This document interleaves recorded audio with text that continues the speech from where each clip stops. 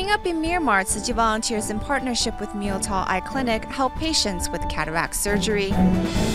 And we learn more about Tzu Chi's 5 Good Deeds a Day campaign and how it helps to battle global warming. Welcome to DA Headlines. I'm Marilee Shioda. Thank you for joining us. We begin today's program in Myanmar. Since 2009, Tzu Chi volunteers have been working with local hospitals to hold free clinics for those in need. Recently, the volunteers joined hands with Myotal Eye Clinic for the 10th time to hold a medical outreach, helping 188 cataract patients regain their eyesight. At the free clinic held by Tzu Chi volunteers and 5 doctors from China, in cooperation with Myotal Eye Clinic, Dr. Yao Xiaoming treated 50 people in just one morning. This is the 9th time he has participated in a Tzu Chi free clinic. I am very happy I can ease a patient's pain in just enough time for me to drink a cup of coffee. I think I will come again when I get the chance. One of the patients, 63-year-old Dharma Master Dao Sander Yi, comes seeking the chance to regain her eyesight after being blind for years due to cataracts. I could not do anything because I could not see. Now I have the chance to see again. I am very happy. If I regained my eyesight, I can better promote Buddhist teachings. This is the 10th time Tzu Chi has joined hands with Myotal Eye Clinic to hold the free clinic. Despite lacking adequate medical equipment, the medical staff and volunteers still help 188 patients remove the cloudy lenses covering their eyes. We hope to continue to hold free clinics and give local volunteers the chance to walk the Bodhisattva path. After one cataract patient regains his eyesight, the burdens on his family are lessened. Helping to ease the burdens of families like this one constitute a great contribution to society. As the patients regain their eyesight, not only are they able to embrace a brighter future, but their families can also rest easy. Moving to the Philippines, a fire broke out in Tondo of Manila on March 9th, burning down 62 houses and displacing 742 residents. After the incident, Tzu Chi volunteers brought rice and some daily supplies to 165 of the most severely affected families. 62 houses in Tondo were completely destroyed by the fire. The victims tried to find important documents and belongings among the rubble, but they all looked disappointed. The fire happened at 1 o'clock in the morning. It was perhaps caused by a short circuit and burned down many houses. Many people escaped in a hurry. They couldn't take anything with them. The fire has displaced 742 residents. Learning of the situation, Tzu Chi volunteers come immediately with rice and some daily goods to ease their minds. I escaped in a hurry, so I took nothing with me. I'm too old to work. I'm thankful that Tzu Chi has given us supplies to help us. I lived in a rental home and now it's burned down, so I have nothing left. Fortunately, you gave us so many things, so my kids won't starve. Besides giving supplies to the fire victims, the volunteers also encourage them to stay strong.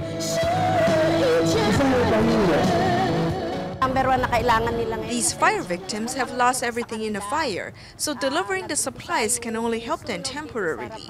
They must rebuild their homes on their own.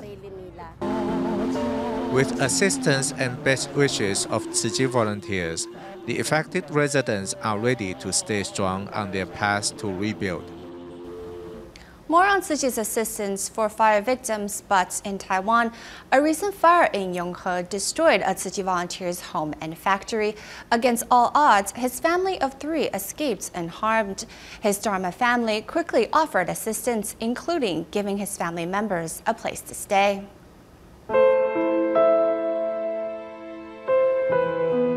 A fire on March 10th burned down Jian Mingyao's home and factory.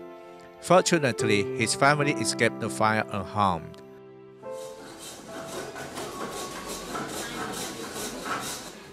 After the fire, another volunteer, Liu Hanzhang, immediately prepares his other house as a temporary home for Jian Mingyao and his family.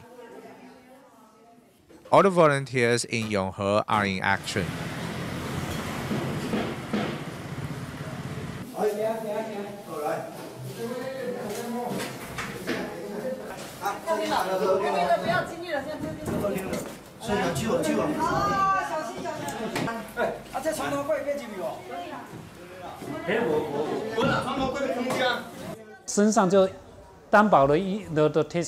When we escaped from our home, we only wore simple clothes and carried nothing else. I'm very grateful to other volunteers that in such a short time, they gave us clothes and a place to stay and everything else. Everyone came to help us with so much love. I'm so grateful to them. We're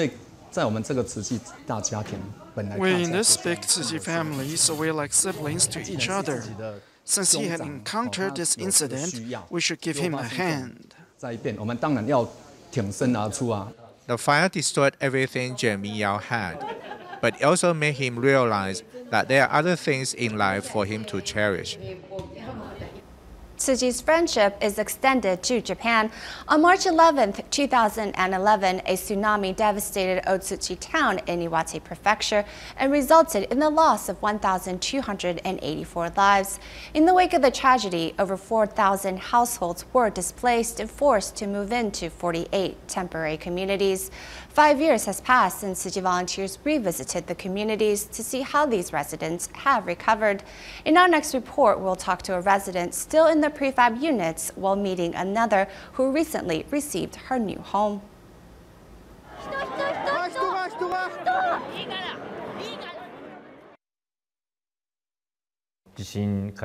In about 10 to 15 minutes after the earthquake, the tsunami had completely destroyed the entire town. In the center of town, there was hardly anything left. The clock here is still stopped at 3:25 p.m., which is when a tsunami struck this building in Otsuchi, Iwate Prefecture on March 11, 2011. Behind me is the old city government building for Otsuchi town, where 56 people, unable to escape the tsunami, lost their lives. Otsuchi, 1,280 people lost their lives in the tsunami, and over 4,000 households were forced to take residence in 48 temporary communities. For the sake of the residents, the government has dedicated itself to rebuilding homes for the community. After surveying the land and raising their elevation, we were able to complete the public utilities and then construct the government housing units. 5 years after the tsunami devastated Otsuchi, recovery has been slow. The majority of residents are not able to move out of the prefabricated housing units.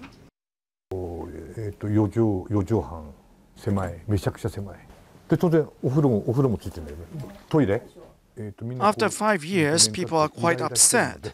Some days I don't even speak a word, just thinking about how cramped and lonely it is.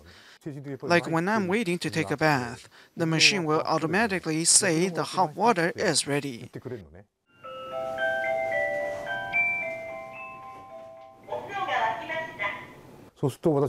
And I say thank you in response.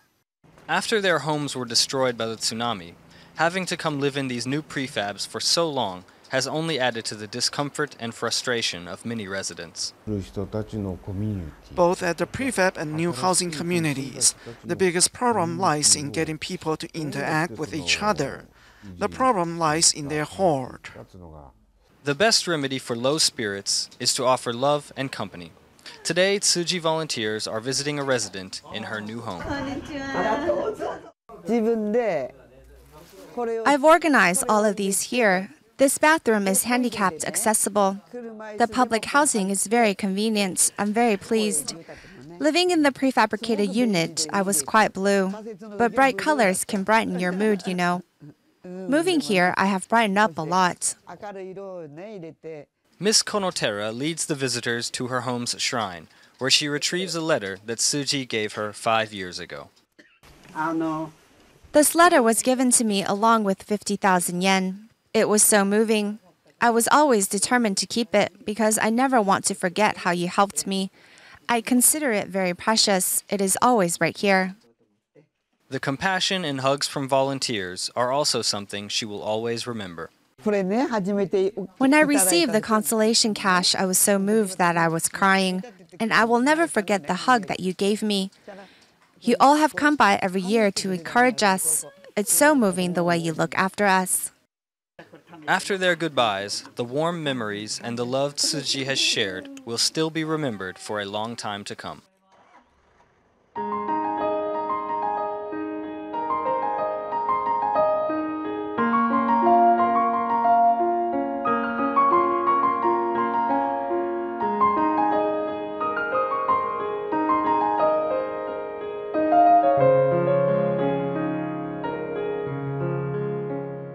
In 2010, due to global warming, Tzu Chi Foundation launched a campaign to reduce carbon emissions, which included doing 5 good deeds a day, such as saving water and electricity. Next, we meet 2 people who are doing more than their share of reducing their carbon footprint and learn some of their tricks on how to turn a slogan into a daily habit.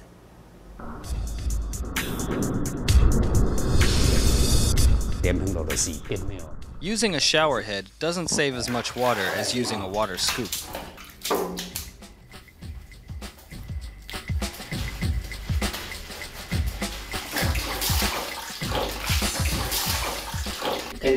Look, I've only used about 1.5 ladles of water. Zhang Yuanbing uses 1.5 ladle of water to wash himself. But how much water has he actually saved? For comparison, he lets the shower water runs for just 1.5 minutes. Let's see how much water was used. 1, 2, 11.5. In this side-by-side comparison, using a scoop saved over 10 ladles of water. Zhang also knows the best method to water his garden.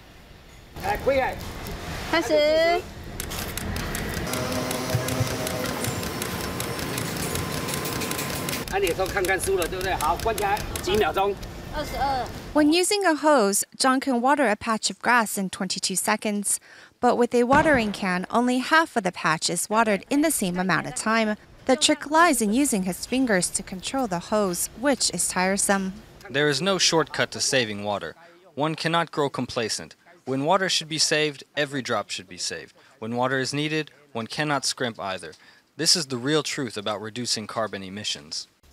The 65-year-old even won an award in water-saving competition held by the Kaohsiung city government. In his retirement, he took up a leadership role at the recycling station of the Kaohsiung Jingsi Hall, teaching other volunteers how best to conserve water. Living a green and simple life, Zhang even brings his own dining ware when getting food to go. He's very friendly, like your neighborhood uncle. We take care of each other. Zhang is following the 5 Good Deeds a Day campaign launched by the Tzu Chi Foundation in 2010 to battle global warming. Taiwan's total carbon dioxide emission correlates directly with our economic growth. Currently, it's about 240 million tons. With the increase of food and resource wastage, the Earth's temperature continues to rise. Decreasing the country's carbon emission, besides governmental policies, begins with each and every citizen. Many people think that it doesn't make much of an impact if one person reduces their carbon emission, but it's not like that. If one person makes an effort and another person makes an effort, pretty soon it becomes a national movement, and the government will have no choice but to listen. Although it is not easy turning a slogan into a national movement, it really isn't that difficult when simplified into daily acts. If we want to decrease our carbon emission to international standards by 2020, then on average we need to cut back by 1.53 kilograms per day. 1.53 kilograms sounds similar to 5 good deeds per day in Chinese, and thus begins the basis of Tzu Chi's campaign. Volunteers young and old took to the streets to spread the message of simple acts to reduce carbon emission on a daily basis. For example, Zhang's daily acts can reduce his carbon emission by 4.4 kilograms, far more than the average of 1.53 kilogram of the campaign. Another who is doing more than her share is Wang Guinan of Tainan.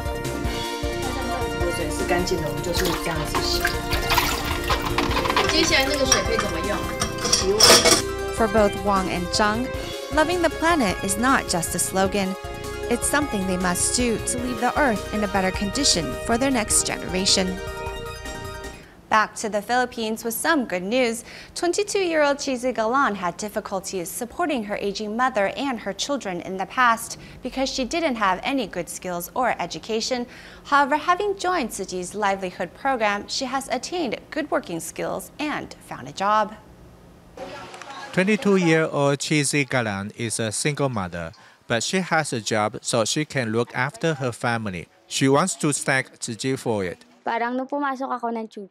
Tzu Chi volunteers taught me many things, so now I have a job and I can create a good future for my family. Chizzy Galan went to Tzuji's free job training class in August last year to learn some skills. Back then, she expressed her anxiety in front of the camera. My parents are divorced, and now I live with my mom. I want to share her load. I have a 3-year-old kid too, and soon he will go to school. Only Tzuji provides a free job training. After 4 months of job training class, Chizzy Galan now has a good job.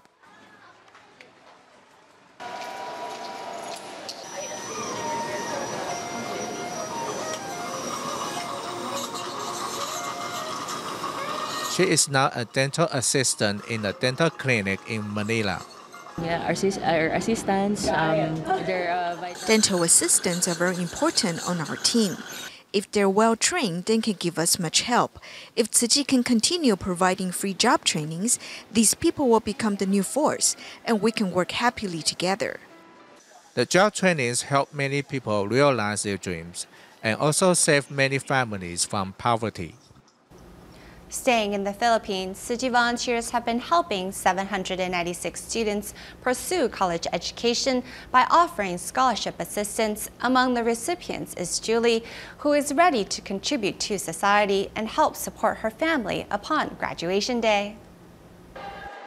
Enjoying a stroll on campus as well as her study sessions, Julie, who majors in business administration at the University of City of Marikina, cherishes her chance to pursue an education. Siyempre po, salamat po muna. I appreciate everyone who has helped me. At sumuporta po para sa amin, hindi lang po sa akin, pati po sa mga kapwa ko scholar po. I was able to get this far because of you. Dahil sa kanila po, sa mga tulong nila. Tzuji volunteers not only provide monetary aid, they also teach me life values. Kundi po, pati po yung mga teachings po, mga dapat attitude. Julie, who is impoverished, is able to continue studying for the past 5 years thanks to Tzuji's scholarship assistance. Tzuji volunteers have also taught her, who is the eldest of her family, to fulfill filial duties and help support her family once she graduates. masaya po dahil I am very happy because she is about to realize her dream of finishing college. She will soon be able to help support the family. Currently, Julie is already interning at a famous company in Manila. She cannot wait to eventually put to use what she has learned in school and contribute to society as a way to pay the love forward. When processed industrial waste, such as slag and bottom ash, are added to concrete, the higher expansion coefficient of the additive will compromise the structural integrity of the concrete. However, a cement company here in Taiwan has finally learned to do and what is already being done abroad, which is to send the unprocessed slag into a furnace to remove all impurities so it may become cement. At an electric arc furnace steel refinery, heaps of scrap metal and metal waste are thrown into the furnace unsorted. Inside, the temperature reaches 3,000 degrees Celsius and melts any metal into liquid form. The lighter impurities such as magnesium, calcium, and iron gather at the surface and are removed. Once cooled, the mass they formed is called slag. Steel refining is separated into 2 stages, which are oxidation and reduction. Thus, 2 types of slag is produced, oxidizing slag and reduction slag. 70% of slag produced during refining is oxidizing slag. The low toxic substance may be stored outdoor. However, it is a different story for the remaining reduction slag. The heaps of powder-like substance behind me are reduction slag from steel refining. As it has a high concentration of heavy metals and dioxins, it will cause serious pollution when left outside. As reduction slag is a very fine, almost sand-like substance, it can easily be carried away by wind. Thus, it must be kept inside an airtight space. Both types of slag are listed as regular industrial waste by the Environmental Protection Administration and cannot be discarded if untreated. However, once processed by a waste recycling plant, they can be sold off as products. There are currently 23 slag recycling companies in Taiwan. Processed slag is made into bricks to be sold. However, are these products really safe? See, 920 ppm of arsenic is detected. When I touch it, its powder just sticks to my hand. Whenever it rains, the toxin is carried away by rainwater and pollutes our environment. Currently, only the lowest stage of slag processing is performed in the country. More importantly, no one is there to inspect the end product afterwards. No one makes sure the processed slag is safe. If slag is not processed properly and used as construction aggregates, its higher expansion coefficient leads to uneven surface, such as this very bumpy road in Tainan. Thus, no one wants to buy these so-called products. These recycling plants are cranking out a lot of processed products, but there is very little demand for them. In the end, illegal dumping became the easier solution.